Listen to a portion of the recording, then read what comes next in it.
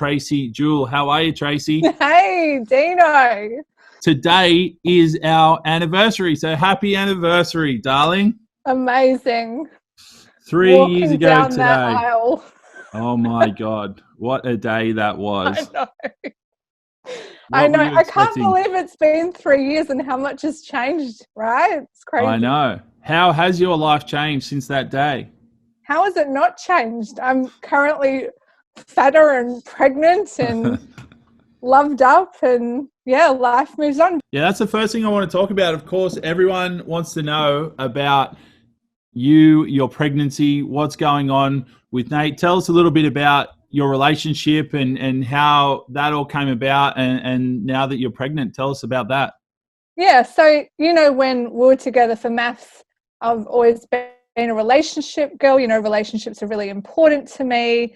I have my daughter Grace, who's turning 11. Can you believe it? Unbelievable.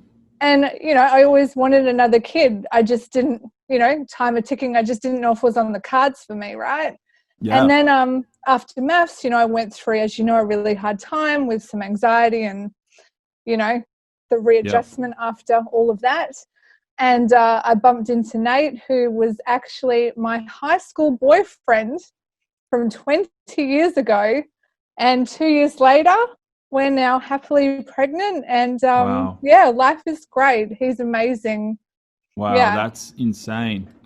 How did you bump into him? You ran into him at a party or something, or what happened? What's hilarious is if you think running into a party, I actually ran into him at Officeworks. No way. Yeah. That's crazy. I was buying some study stuff because I was going back to study at uni. He was buying a scanner. There we go. Oh my God. It was meant to be. Officeworks romance. Look at that. The people at Officeworks, look at you guys. You're bringing people together. You're bringing love. You're bringing children onto our planet. How good is that, Officeworks? You guys are the best. And girls, Officeworks you get a 10% discount resource on the pregnancy. I should.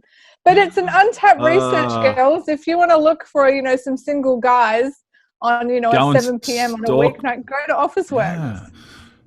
But they're all nerdy guys. I go to Officeworks. I'm a nerd. I go and look for computer cables and weird. I suppose that's what girls are looking for in a relationship, is a nerdy, reliable, Officeworksy kind of guy that's not at the pub on a Thursday night. Or a party. That's probably where the other place I would be if I'm not at Officeworks. Yeah, exactly. I've learned some lessons, Dean. If nothing else, I was able to provide you with a lot of learning lessons and a lot of what not to do in relationships. So I guess that brings me to something I wanted to talk about, which is when we were on MAFS, obviously we hadn't met before the wedding. And then we do these interviews where we talk about what we're looking for in a partner and all that. And you talk for an hour and the producers tell you, oh, okay, I've got this perfect person for you, or this is what's going to happen with your relationship. And the first thing that the whole world saw of me, and this promo got blasted all across Channel 9 before the show went to air, was this crazy promo of me.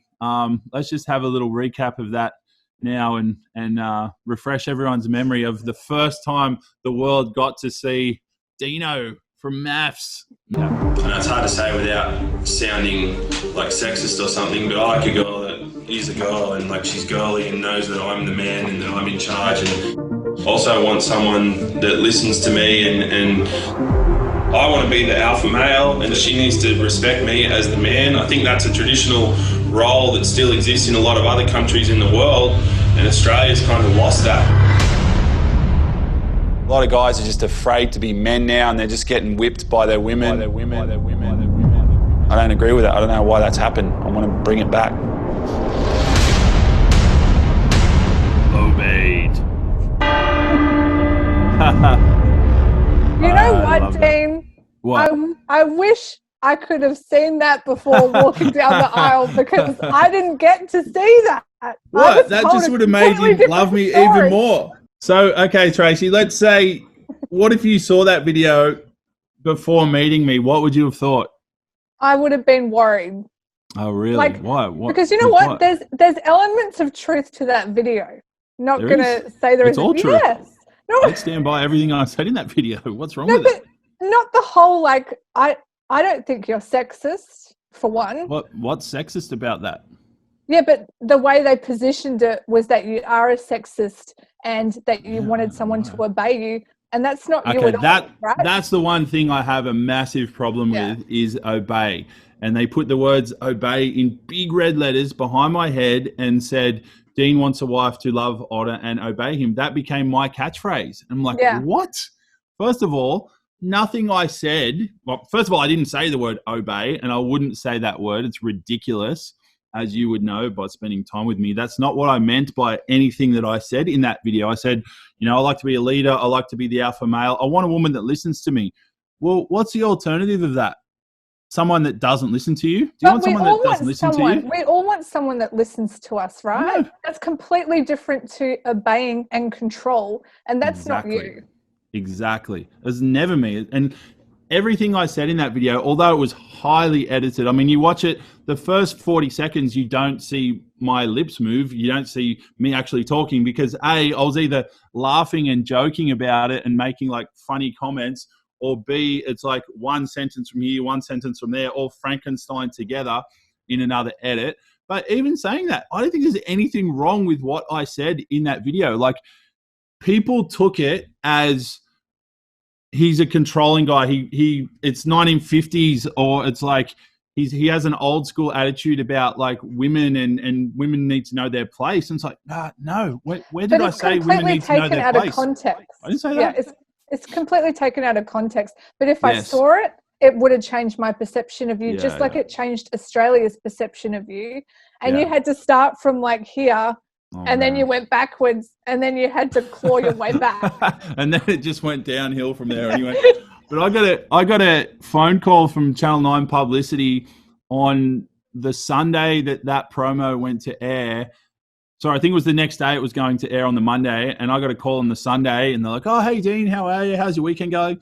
Just want to let you know, you're the first promo that's going to air tomorrow. And I was like, oh, great, awesome. I'm going to be the first promo. I'm going to be the face of Married at First Sight. And they're like, yeah, you're not going to like it. I was like, oh, why? What's the problem?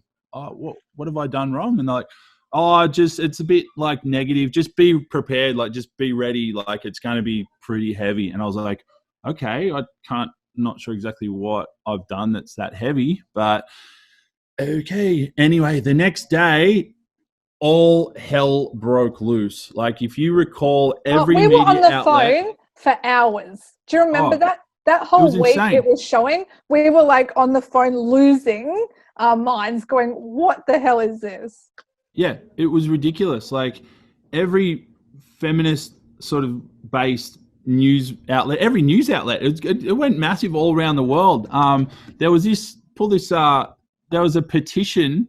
I don't know if you remember this, but someone started a petition called Take Sexual Violence Off Our Screens. Yeah. Mm-hmm. They're trying to get MAFS pulled because of that promo. So there's this petition. There's this petition, and the title of the petition is "Take Sexual Violence Off Our Screens." Now, they were looking for 4,000 signatures. It looks like it got 3,146. One of those signatures is mine. I signed it. I 100% support that notion. Take sexual violence off our screens. And did you sign it, Tracey? No, of course. I'm not going to support that. Oh, come on. And one thing, of course, sexual violence should not be on our screens. And I completely condone domestic violence. I've been a victim of domestic violence. You condone it? You do not condone it, you mean? No, yeah. But like, it just is ridiculous that this stuff was going out before even the first episode of our wedding aired. And people had all these connotations about you before anything, and so you never had a shot, and it was completely taken on a whole other tangent and a whole other beast. And what support did you get from Channel 9 or publicity? Like zero. None. No. You were on your own. They wanted me to go to Africa. I don't know if you remember that. I know if they called me up and they're like, yeah, dude, this is going to be bad for you. we just want, out of interest for you, out of your mental health and whatnot, we think, where can we send you? Where, you know, we know you're a Christian, we know you like sort of helping build communities and stuff like that. How about we send you to Africa, somewhere where there's no internet, and you can go and help build schools over in Africa for the next few weeks while all this shit's going down? And I was like, what's going to happen? What's the problem? What actually went wrong? I was like, no, I don't want to go anywhere. I'm not going anywhere. I'm staying here to defend myself, to see what happens. But man, that was an insane time. Yeah. And then I got pictured, because of that, and obviously things that transpired through the show, as this poor little woman that couldn't stand up for herself, that had no self-worth, you know, or I was being controlled by you, and I couldn't make my own decisions. And I'm just like, it was shocking to me. You're like the opposite of that. You're like, if anything, you're like such a strong leader of a person. You've always had to sort of fend for yourself in life. But at the same time, I think you did want a man who was able to take a lead role and be a responsible adult male. Of course, there's nothing wrong with liking to feel secure in a relationship and feel stable and safe in a relationship and looked after, which doesn't necessarily mean financially, just emotionally. Yeah. There's nothing wrong with that. That doesn't make me weak. Definitely not. And where in that clip did I say anything about a woman not being able to have a career or, you know, having to cook for the man? I didn't say any of that stuff. All I was saying is, like, as a male, I feel a man should be, you know, I said an alpha male. And like, what's wrong with being an alpha male? Alpha males are the ones that protect women and children from creepy men and from outside dangers. And like, that's all I meant by being an alpha male, was just like trying to be a man. And like, I got called. Go ahead. Yeah, go on. No, you go. Well, like, you know, throughout the filming, you know, we spent 4 months together, a lot of that off camera, you know, and, you know, we lived together in an apartment. We shared housework, we shared food shopping, we shared bills. Like, you know, what's that to do with being controlled or anything? We both decided where to eat, where to go. We spent a lot of time together, right? It was a really workable relationship for both of us. And in no way on both sides was there any sexual violence or definitely not. Except the fun kind. I mean, think of the alternative. You know, the alternative of like a strong alpha male who has a strong personality and is protective, and it's Pat. It's a human.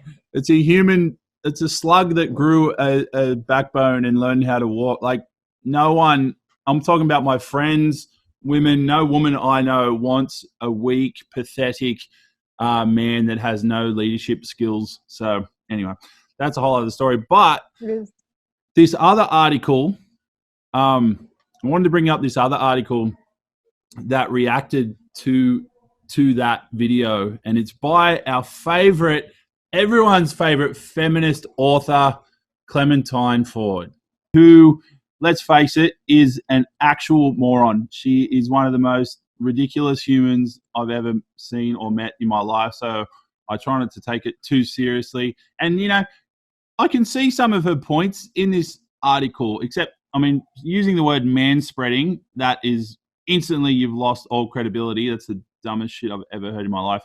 But when it, you know, whatever, she talks about this, that, and the other, whatever. I don't care. What really annoyed me about these articles and many others was when it gets into stuff like comparing you to a serial predator. And she compares me to a serial predator, sexual harasser, and repeat groper of women. Wow. Clementine Ford, are you serious? That hurts my feelings. That affects me, my life, my career, my family.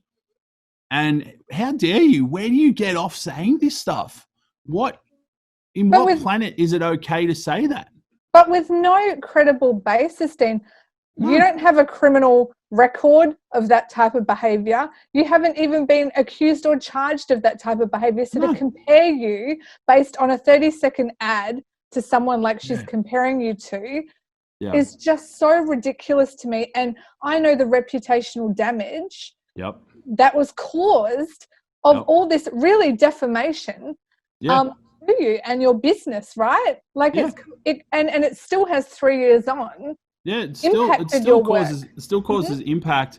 You know, down here she says, seeing as Channel 9 has clearly failed to read the memo issued by the hashtag Me Too movement.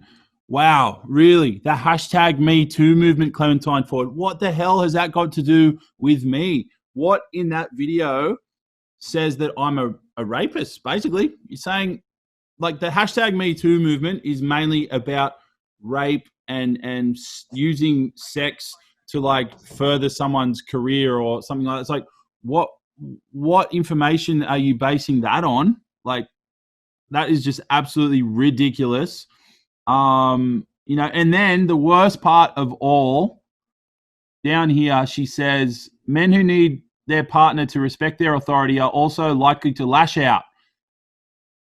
And if and when that partner challenges it, needing to be in control and treated like the alpha is one of the warning signs of intimate partner violence. That was heartbreaking for me, to be put in that category of someone, you know, accused of partner violence. That was heartbreaking. This is the problem that I have, is I've been in a domestic violence relationship. I know, looking back in hindsight, the warning signs, what I should have been looking out for. So I have been through it. I have the experience. I know what it looks like. And by no means is being in that relationship with you, you know, yes, there was some shitty behavior, but that shitty behavior doesn't equal domestic and intimate personal violence. They're completely separate topics, and one has nothing to do with the other. And I want to make very clear that in no way, shape or form would I have ever stayed in an experiment or in a relationship that had those signs of some kind of violence. And Channel 9 and MAFS certainly, or the producers, wouldn't have allowed that anyway. Exactly. That's a very good point. And as shitty as Channel 9 were in a lot of respects, if there was any signs of violence, which there kind of was with another couple that I'm not going to name names, but they removed that couple very early, very quickly, as soon as, and it wasn't even really violence, it was just a bit of anger. And like, but then they go and trade off this character that they just let people like Clementine Ford write articles like that. Don't really try and stop them. Don't make them retract those articles. And I'm just new to that whole world of the media and journalism. I didn't know there was anything you could do about it. And that's the thing with Channel 9. They kept just going, look, don't fight back. Don't fight back. As soon as you push back, it looks like you're defending yourself, and, you know, just let them have their say. Let them have their say. And like, looking back on it, I should have come out and did my own video and fucking totally wrote those people off and totally disavowed what she said and totally disavowed that whole promo about me. Like, I should have defended myself, but Channel 9 kind of tells you, oh no, you know, just let it slide. You know, you're under contract. You shouldn't really say anything. It's all part of the process. But we were scared, right? We didn't know any better. We were very scared to the whole process, and we believed what Channel 9 were telling us. Yeah, we don't know any better. And like, we're in this big machine of a publicity machine, and you kind of just got to go along with it. But yeah, I guess the reason I brought that stuff up is because I want to talk to you about feminism. And when I put this channel together, I put out a little promo that said something like pushing back against feminism. And I did that to bait certain people, because I knew certain people in the media and certain people in the world of feminism would latch onto that word. Or why would you push back against feminism? Obviously, I'm not against feminism as such. I'm not against equality, but I'm sorry, that word has come to mean something else now. And the funny thing was, when I said that, I was like, I'm pushing back against feminism. Like, most people, including 90% of my female audience, like, yeah, it's probably time someone pushed back against feminism. Like, not many people actually disagreed with it. Like, I think everyone's confused what it is. It is, exactly. Everyone is confused. What's a feminist? What is feminism? what is man hating, what is equal opportunity and equal rights. It's like, and especially as a woman, it's this cloud of grey that no one really knows where they stand anymore. And I think that was one of the points that you do agree with in the promo, Dean, is men don't know where they sit anymore. But you know what? Neither do women. Neither do women know where they sit in relationships. Really? It goes both ways. That's interesting. What do you mean by that? Like women don't know, women aren't sure about their role in feminism, or like, yes, what do you mean by that? Or in relationships, like, you know, it's hard to admit. Do we like doors being opened for us and chivalry and romanticism, you know, or does that mean we're weak? Or what does that mean to like that? And rather than just deciding for yourself as a person, whether male or women, on the things that you like in a relationship, shouldn't have a label attached to it. I must not be a feminist because I like chivalry and I like my man to buy dinner or open the door. Like it's just become very blurred and confusing. That's a really good point. I hadn't even thought about it in that respect, because I know men are confused, and you know that's why I said a lot of the stuff in that promo, because it was in the middle of the #MeToo movement. People like Louis C.K. were getting cancelled for doing nothing. Louis C.K. did nothing wrong. He masturbated in front of some other comedians with their permission. They were in on it. And then like a year later, they decided, oh, wait a minute, Me Too movement's big. I could probably get money out of this. I'm going to come forward and screw that guy's entire life up. Aziz Ansari is another case that was absolutely ridiculous. There was all these big cases coming out in the media where perfectly good men who'd done nothing wrong were getting destroyed.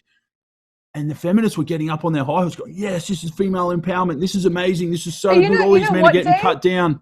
Female empowerment or empowerment of anyone isn't belittling the rights of others. Yeah, that's a good point. That's a good point. Like empowerment is empowering everyone, not making the opposite sex or someone else lesser than you are. And that's the problem I have here is I'm empowerment for everyone. I'm all for equal rights, and I'm all for everyone, regardless of how much you earn or what gender you have or your age, ageism. You will be treated equally.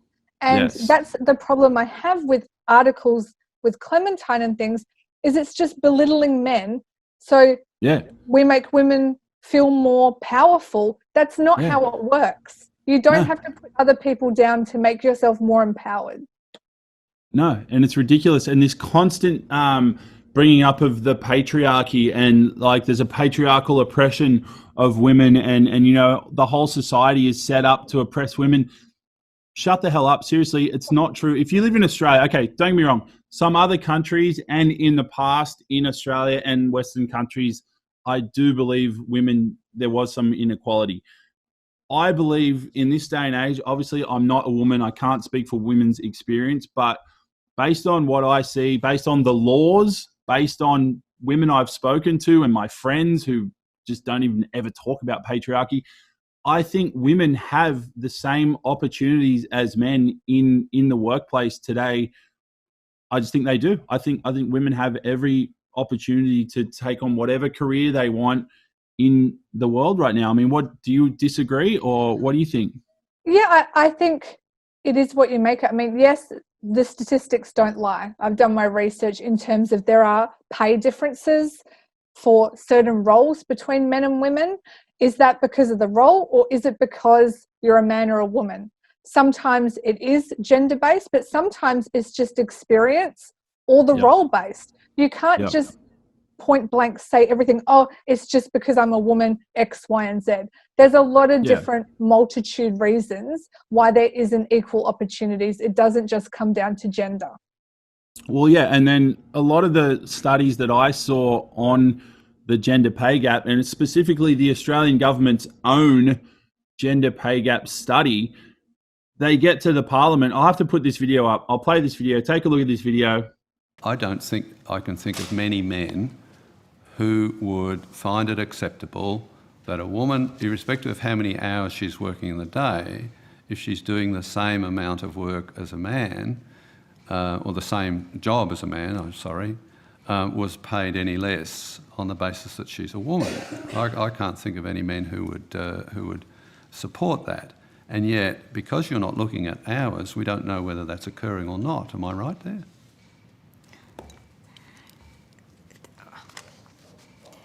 Senator, I think at this stage, as I've said to you, we are unable to collect and analyse that data. It's amazing. This changed my whole view on the whole gender pay gap discussion. There was this big committee formed to review the gender pay gap, and they get into Parliament and they do their presentation, and then this other senator just goes, "Oh, okay, cool. So you got a gender pay gap there, but did you take into account the gender hours gap?" And then all these women are like, "Oh, wait a minute. They didn't take into consideration the gender hours gap." And it turns out when you actually level out the amount of hours worked, it was completely even. That's a whole other story. I think there's statistics that can prove or disprove that either way. I guess what I'm trying to say is, we have female billionaires in this country. Like this woman that started this company, Canva. I mean, there's just so. I work in the media industry. Almost all my bosses are female. Like, look at Married at First Sight. The head of that production was female. Pretty much all the heads of those groups were female. The head of Endemol Shine was female. The media industry is so overrun by women, and good for them. That's great. Oprah Winfrey is the most recognized, richest billionaire female TV personality in the world. She is female and she's black. How can you tell me the media industry is sexist or biased when literally the most powerful person in that industry is Oprah Winfrey?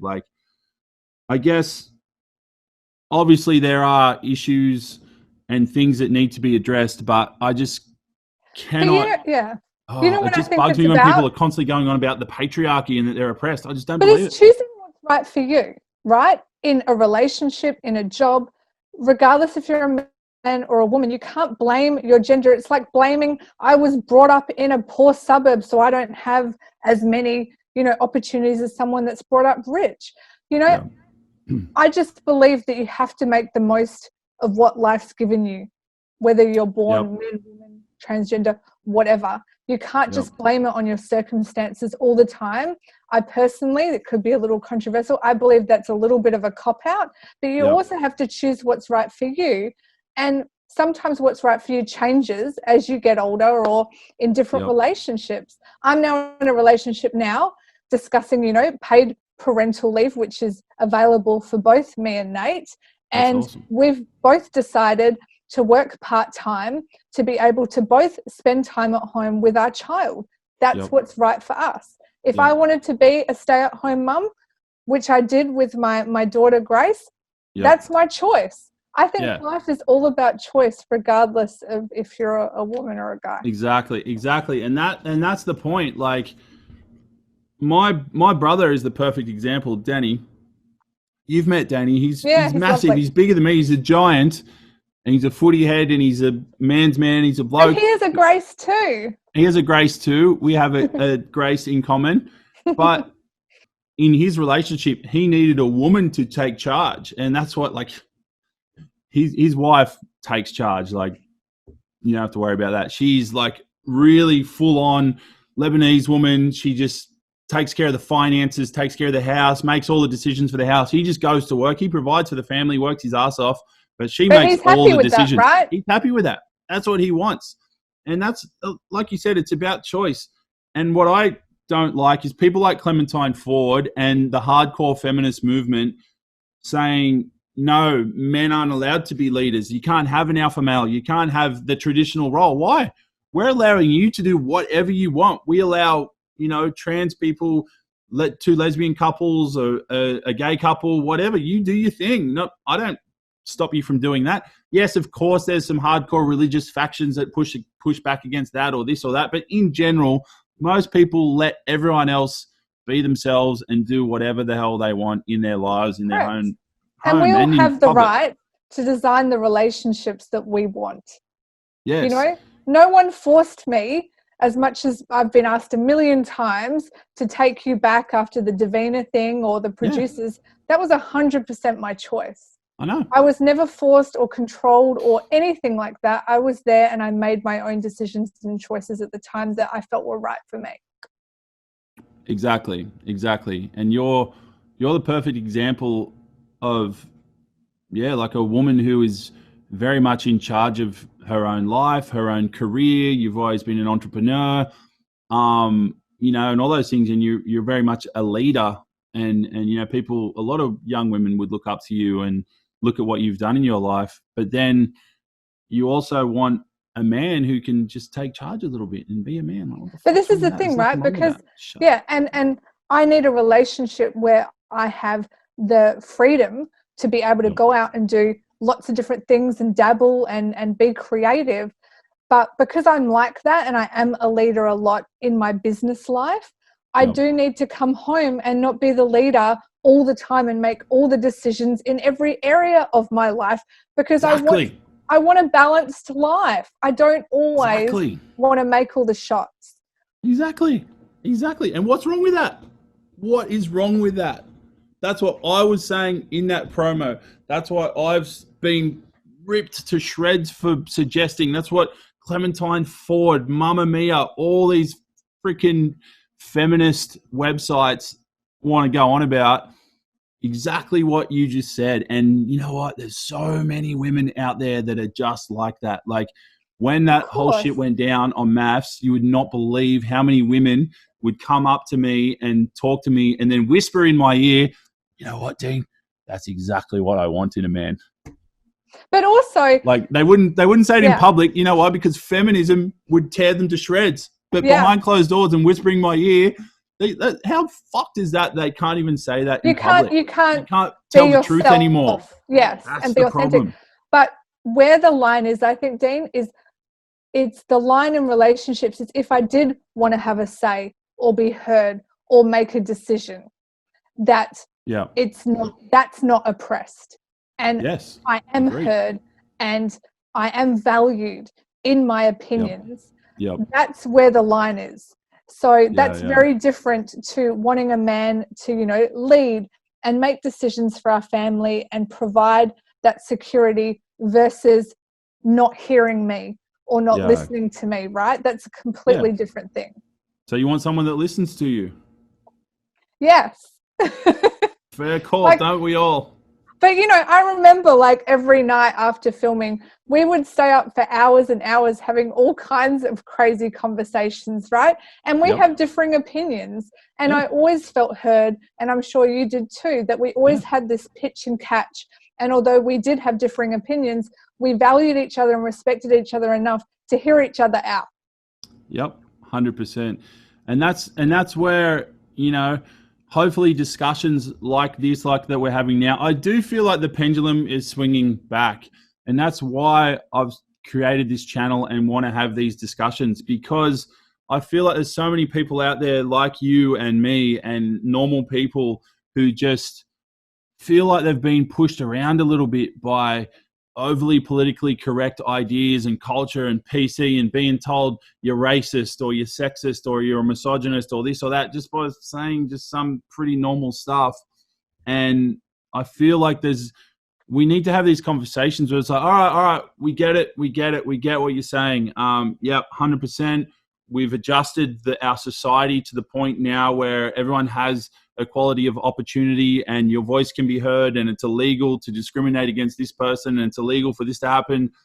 Now can we just get back to being normal and us being able to be ourselves and everyone not judging everyone else? I feel like everyone's just so judgy and so quick to just jump down each other's throats at the moment. And why do you think there's so many divorces and everything? Not because of there is obviously relationship conflicts, but all the external pressures of social media and how we should behave and being true to ourselves and being one thing in a relationship and one thing on the external world, how we think we should be in a relationship. And no one's going to be happy like that. If you have to wear all these different hats and be a chameleon, you're never going to be happy in yourself or in a relationship ever. That's true. And one of the things I noticed, I follow Clementine Ford on Instagram for a laugh. She's constantly telling women to break up with their men. Like she's pushing this agenda, and I've had several women write me and say, "Oh, look, I used to be a big fan of Clementine Ford." I've got statements. I don't know if I'm going to read them out, but I've had women write stuff and say, "Hey, could you please share my story about what happened between me and Clementine Ford? She ruined my life. She told people to break up with their husbands and told people to leave their relationships and told people to do this, told people to do that, just because she hates men." And then it turns out that was the worst idea, the worst thing you could possibly do. And it's stuffed up this woman's life and this woman's relationship. Oh, it's terrible. But we don't have the right to tell people how to live their lives unless it's breaking the law, like in domestic violence situations, then 100% tell people to leave their relationships, right? But we've got no right to tell people how to live their lives and if they should break up with who. Like, what makes us better than someone else to do that? Yeah, well, you're a relationship expert, aren't you? You should be able to do that. You're actually qualified to do that. I am. I'm a counsellor now. I am qualified to do that. You can do it. I'm a unofficial relationship counsellor, so I can do it if I want. Lived experience, Dean. Yeah, lived experience. I've been through a lot. I know a lot of shit.